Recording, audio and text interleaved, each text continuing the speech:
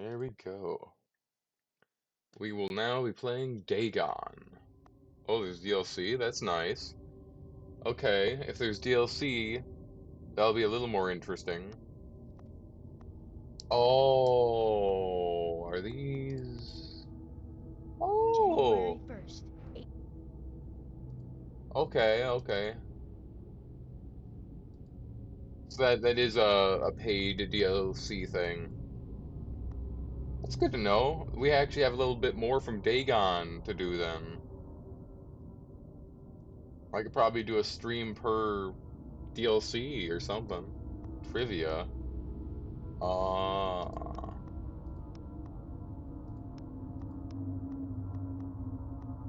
Well, I guess we might as well. Let's see that. I make sure it's updated. Yep. We shall start then and see this. Dagon is a faithful, interactive adaptation of H.P. Lovecraft's work focused on story and atmosphere. You will not find difficult choices, action sequences, or inventory management here, and movement is limited to progressing through locations along with the plot. That is perfectly fine by me. This is gonna be, I guess, more of a we can just get through it game, which those are always decent. I am writing this under an appreciable mental strain, since by tonight I shall be no more. Alright. During the game you encounter interactive elements, so some of them will allow you to continue your journey, others reveal interesting facts about the original short story, its historical background, and the author. I see.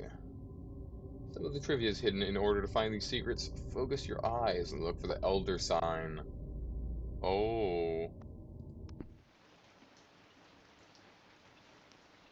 Penniless, and at the end of my supply of the drug which alone makes life endurable, I can bear the torture no longer, and shall cast myself from this garret window into the squalid street below. Hmm. Oh. Do not think from my slavery to morphine that I am a weakling or a degenerate. When you have read these hastily scrawled pages, you may guess, though never fully realize, why it is that I must have forgetfulness or death. I see a needle. Is he going to use morphine?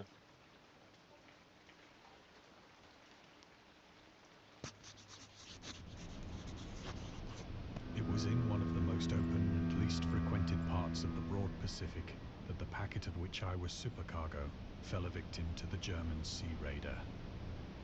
How is the audio, by the way? Are you able to hear the guy talking good enough?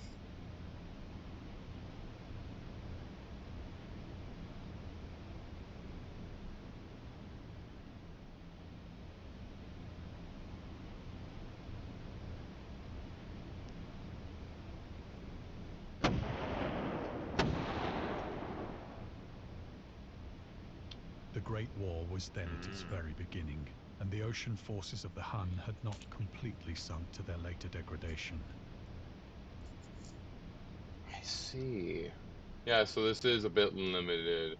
Yeah, we can't walk, it's just more of a story. That's fine, I like story. I like Lovecraft stuff too.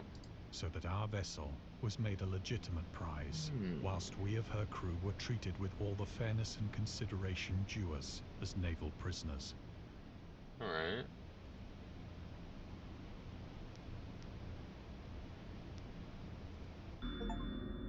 Oh. We have to look for secrets too. The Huns were Central Asian nomads who established a dominion in Europe and invaded the Roman Empire in the 5th century AD. They were known as brutal, deadly warriors and masters of quick raids, who also developed powerful composite bows, lassos, and early siege weapons. During World War I, the British used the word Hun as a synonym for Germans in order to emphasize their brutality. However, the term originated when the German Emperor Wilhelm II gave a or Wilhelm II, however that is, gave a speech to his troops on the 27th July 19,000 before they embarked to China. Should you encounter the enemy, he will be defeated. No quarter will be given. Prisoners will not be taken. Whoever falls in your hands is forfeited, just as 1,000 years ago the Huns under their king Attila made a name for themselves, one that even today makes them seem mighty in history and legend.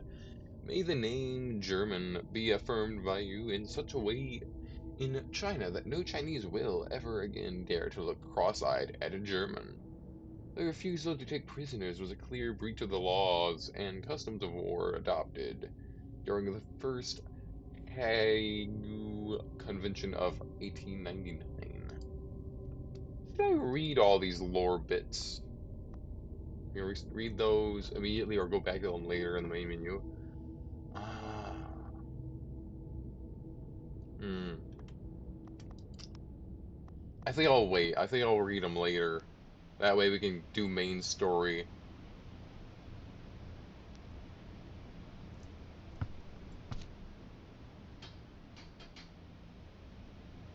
So liberal, indeed, was the discipline of our captors, that 5 days after we were taken, I managed to escape alone, in a small boat, with water and provisions for a good length of time.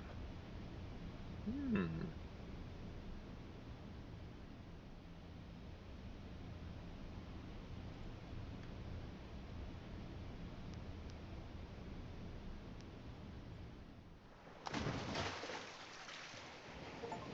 When I finally found myself adrift and free, I had but little idea of my surroundings.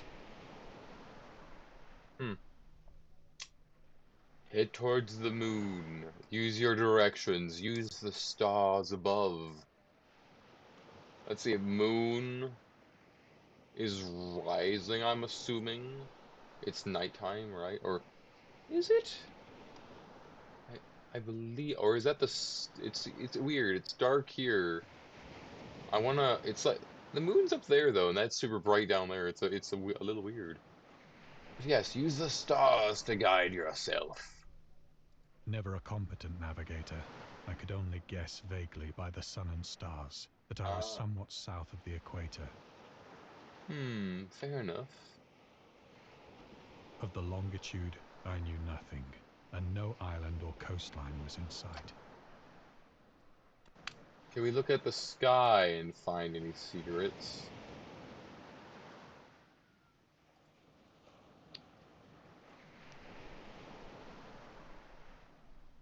The weather kept fair, and for uncounted days I drifted aimlessly beneath the scorching sun, waiting either for some passing ship or to be cast on the shores of some habitable land. Man, can you believe people back in the day were like tough enough to survive on islands alone?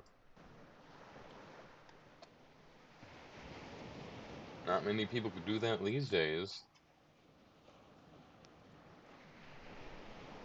But neither ship nor land appeared, and I began to despair in my solitude upon the heaving vastness of unbroken blue. The sun!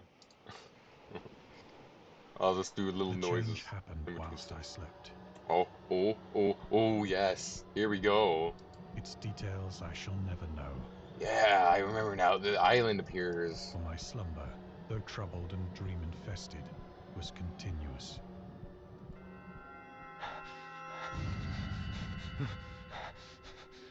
Oh, the dream.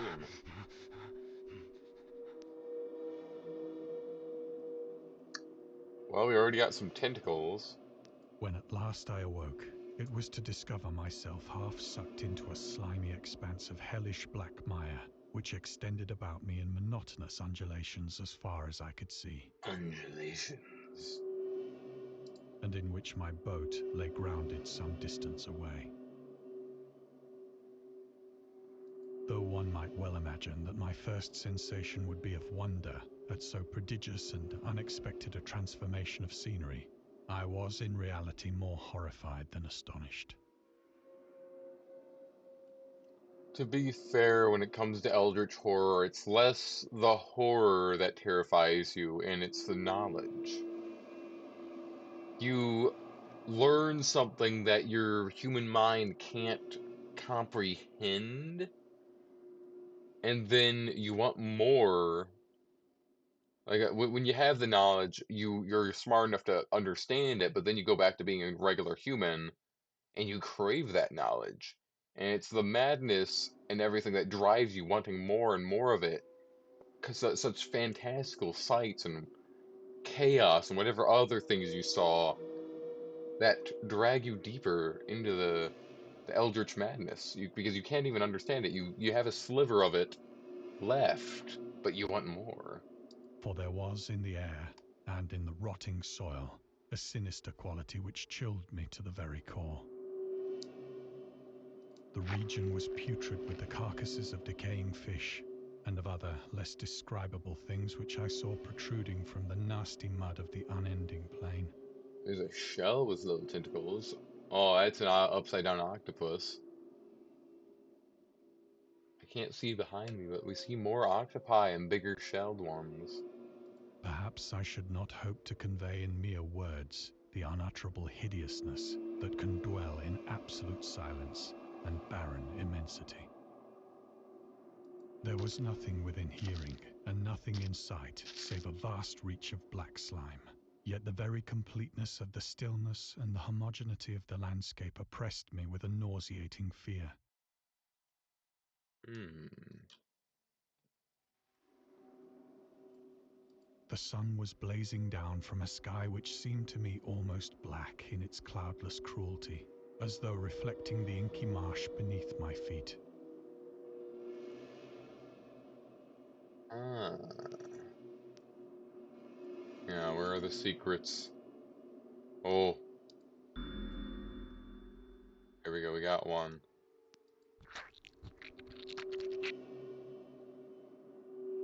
As I crawled into the stranded boat, I realized that only one theory could explain my position.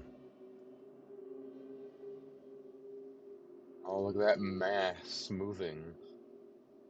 Through some unprecedented volcanic upheaval, a portion of the ocean floor must have been thrown to the surface, exposing regions for which innumerable millions of years had lain hidden under unfathomable watery depths. So great was the extent of the new land which had risen beneath me that I could not detect the faintest noise of the surging ocean, straining my ears as I might. Nor were there any seafowl to prey upon the dead things.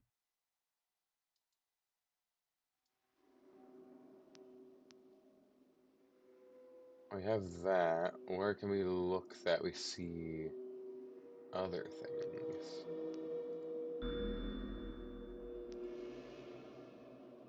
For several hours I sat thinking or brooding in the boat, which lay upon its side and afforded a slight shade as the sun moved across the heavens. I need to change the top back from Steam to my stuff for a second. There we go. As the day progressed, the ground lost some of its stickiness and seemed likely to dry sufficiently for traveling purposes in a short time. Look at that fish. That night I slept but little, and the next day I made for myself a pack containing food and water, preparatory to an overland journey in search of the vanished sea and possible rescue.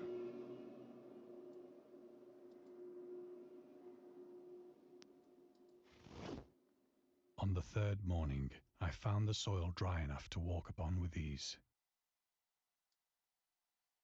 The odor of the fish was maddening, but I was too much concerned with graver things to mind so slight an evil, and set out boldly for an unknown goal.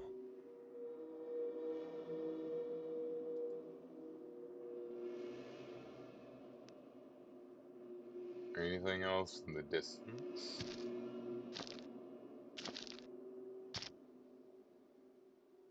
All day I forged steadily westward, guided by a faraway hummock which rose higher than any other elevation on the rolling desert. Oh, we're getting some of the freaky things here. I can see them poking out.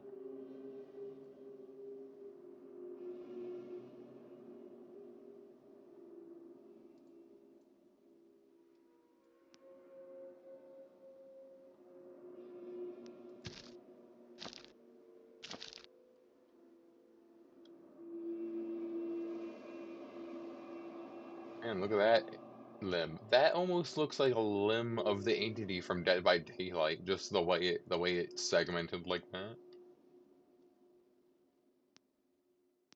I mean, the entity is eldritch, so that does fit.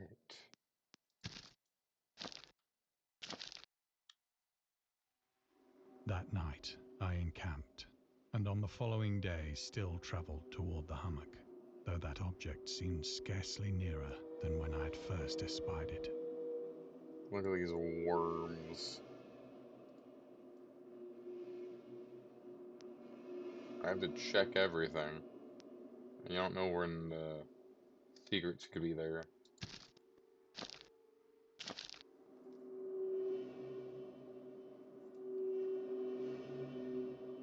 By the fourth evening, I attained the base of the mound, which turned out to be much higher than it had appeared from a distance. Or maybe it grew. I could see shinies over there. An intervening valley setting it out in sharper relief from the general surface. Too weary to ascend, I slept in the shadow of the hill. I know not why my dreams were so wild that night, but ere the waning and fantastically gibbous moon had risen far above the eastern plain, I was awake in a cold perspiration, determined to sleep no more. Imagine just being out in the middle of nowhere to sleep. There's nothing there that can kill you. Yet it's dark, and I feel like you'd have the. I'm trying to remember the instincts of dark danger, something there, even if there's not. Like the primal Such instincts. visions as I had experienced were too much for me to endure again. And in the glow of the moon I saw how unwise I had been to travel by day. Without the glare of the parching sun, my journey would have cost me less energy. Ah.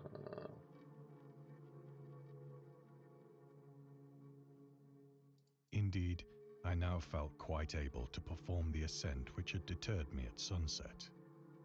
Picking up my pack, I started for the crest of the eminence. Up we go. Oh, here's a secret. I have said that the unbroken monotony of the rolling plain was a source of vague horror to me. But I think my horror was greater when I gained the summit of the mound and looked down the other side into an immeasurable pit or canyon, whose black recesses the moon had not yet soared high enough to illumine. Oh. I felt myself on the edge of the world, peering over the rim into a fathomless chaos of eternal night.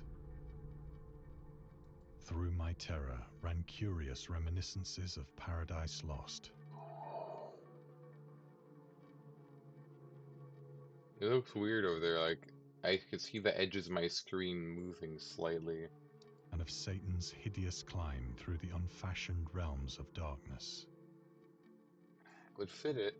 As the moon climbed higher in the sky, I began to see that the slopes of the valley were not quite so perpendicular as I had imagined.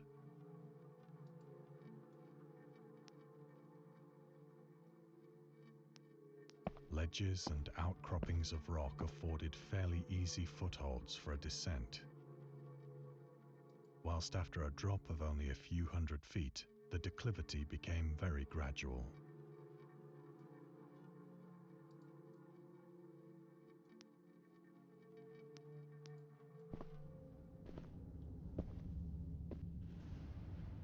Urged on by an impulse which I cannot definitely analyze, I scrambled with difficulty down the rocks and stood on the gentler slope beneath, gazing into the Stygian deeps, where no light had yet penetrated. All at once, my attention was captured by a vast and singular object on the opposite slope, which rose steeply about 100 yards ahead of me. An object that gleamed whitely in the newly bestowed rays of the ascending moon. Hmm.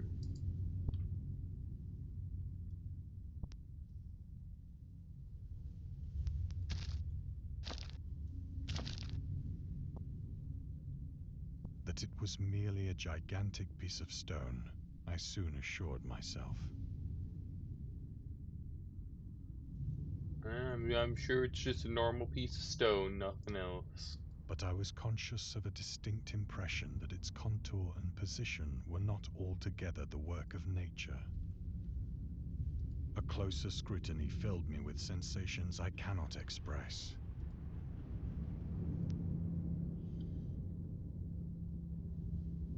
For despite its enormous magnitude and its position in an abyss which had yawned at the bottom of the sea since the world was young, I perceived beyond a doubt that the strange object was a well-shaped monolith, Oh yeah. whose massive bulk had known the workmanship and perhaps the worship of living and thinking creatures. Dazed and frightened, yet not without a certain thrill of the scientist's or archaeologist's delight, I examined my surroundings more closely.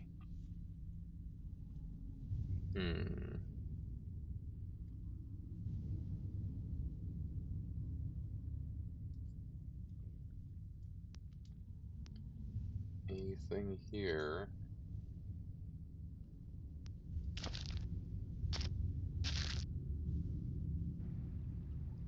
The Oh. moon, now near the zenith, shone weirdly and vividly above the towering steeps that hemmed in the chasm.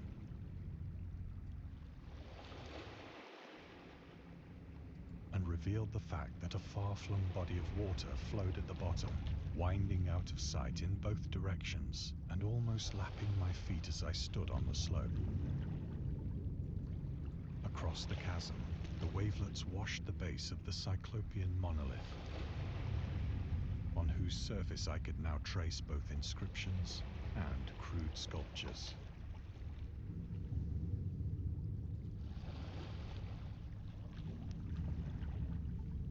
The writing was in a system of hieroglyphics unknown to me and unlike anything I'd ever seen in books.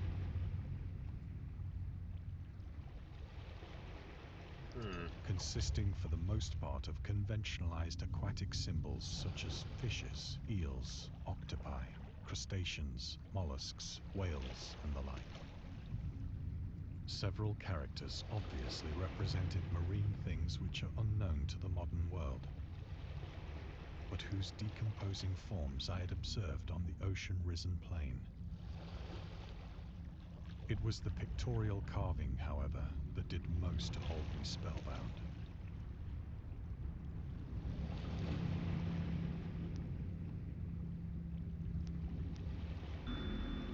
Plainly visible across the intervening water on account of their enormous size were an array of bas-reliefs whose subjects would have excited the envy of a Doré. I think that these things were supposed to depict men, at least a certain sort of men. Though the creatures were shown disporting like fishes in the waters of some marine grotto, or paying homage at some monolithic shrine which appeared to be under the waves as well. Of their faces and forms I dare not speak in detail, for the mere remembrance makes me grow faint, grotesque beyond the imagination of a Poe or a Bulwer. Oh. Nice. They were damnably human in general outline, despite webbed hands and feet, shockingly wide and flabby lips, glassy, bulging eyes, and other features less pleasant to recall. Curiously enough, they seemed to have been chiseled badly out of proportion with their scenic background. For one of the creatures was shown in the act of killing a whale, represented as but little larger than himself. Oh wow, look at that. Look at that. I remarked, as I say, their grotesqueness and strange size, but in a moment decided that they were merely the imaginary gods of some primitive fishing or seafaring tribe. Some tribe whose last descendant had perished eras before the first ancestor of the Piltdown or Neanderthal man was born.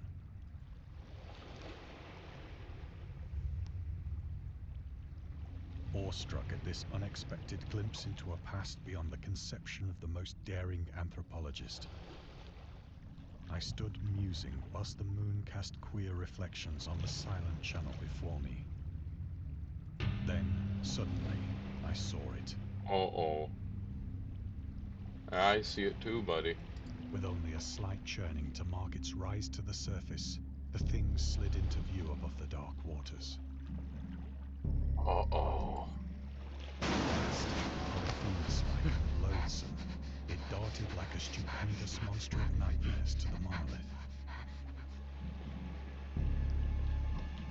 about which it flung its gigantic scaly arms, the while it bowed its hideous head and gave vent to certain measured sounds.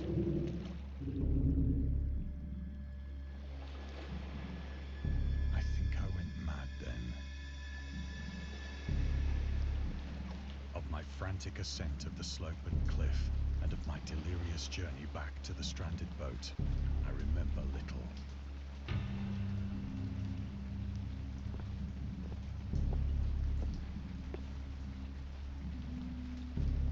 I believe I sang a great deal and laughed oddly when I was unable to sing. Man, look at these limbs poking out. I believe the entity is here.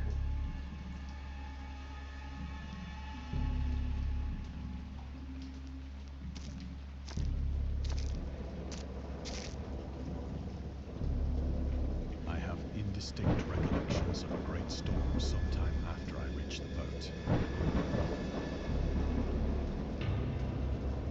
At any rate, I know that I heard pearls of thunder and other tones which nature utters only in her wildest moods.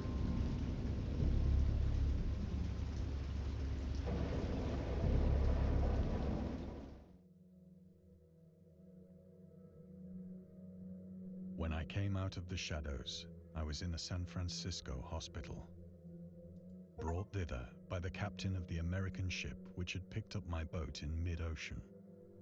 In my delirium, I had said much, but found that my words had been given scant attention. Of any land upheaval in the Pacific, my rescuers knew nothing. Nor did I deem it necessary to insist upon a thing which I knew they could not believe. Of course, the island disappeared beneath the waves. No evidence of it.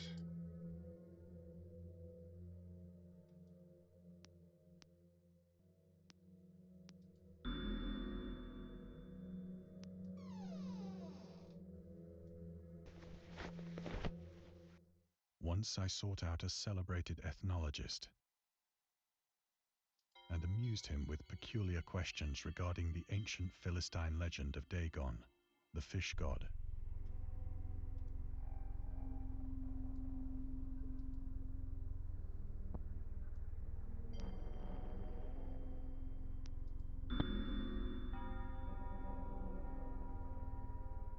Any other secrets around?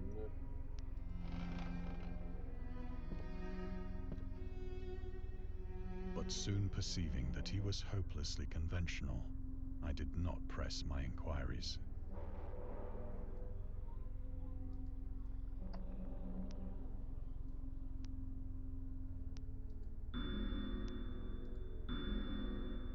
Necronomicon ex mortis.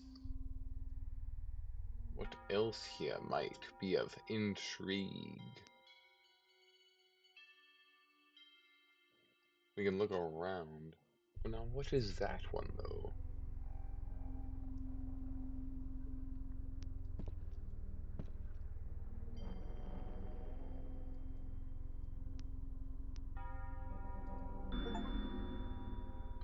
Find half the trivia pieces hidden in the game. Nice. Found half, that's pretty good. Depends how much longer it is if we've gone halfway.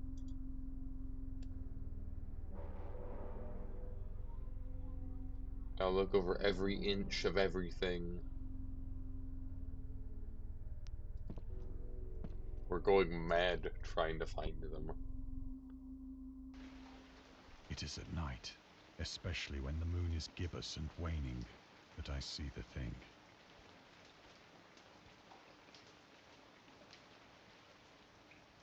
tried morphine, but the drug has given only transient surcease and has drawn me into its clutches as a hopeless slave. So Good now old I aim morphine. to end it all, having written a full account for the information or the contemptuous amusement of my fellow men.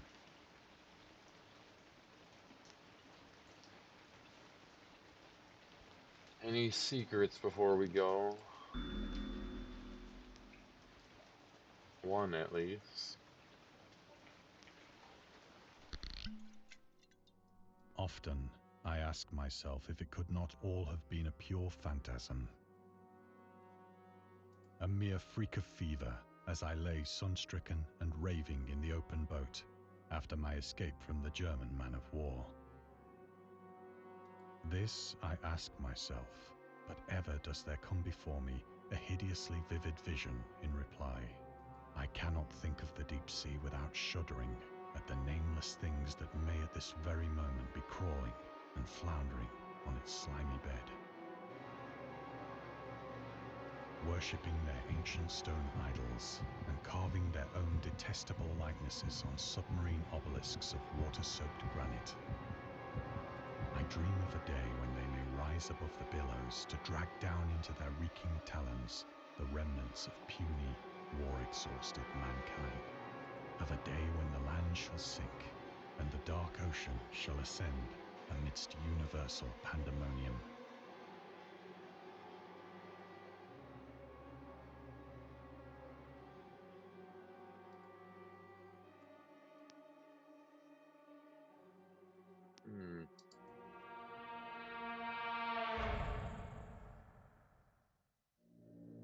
The end is near.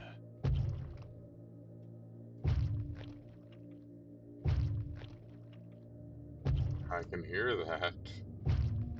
Oh, the door's blocked. Wait, I know the wet squelching.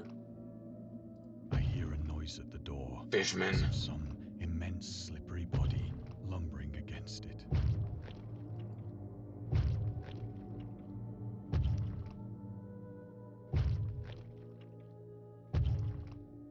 Anything here, anything at all? It shall not find me.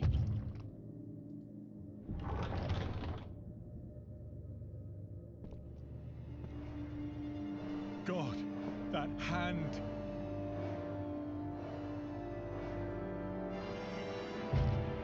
The window! The window!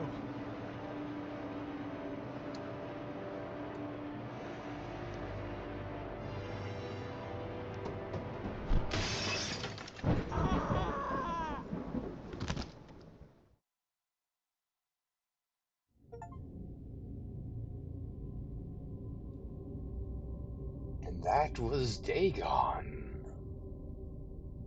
That was pretty nice. The Railway Horror DLC Nocturne is Cthulhu's bedtime stories. We hope you enjoyed immersing yourself in our little pool of cosmic horror. We would appreciate it if you took a moment to rate Dagon and check out our other games and DLCs. Oh, I'll probably check that after the stream then. Thank you for playing.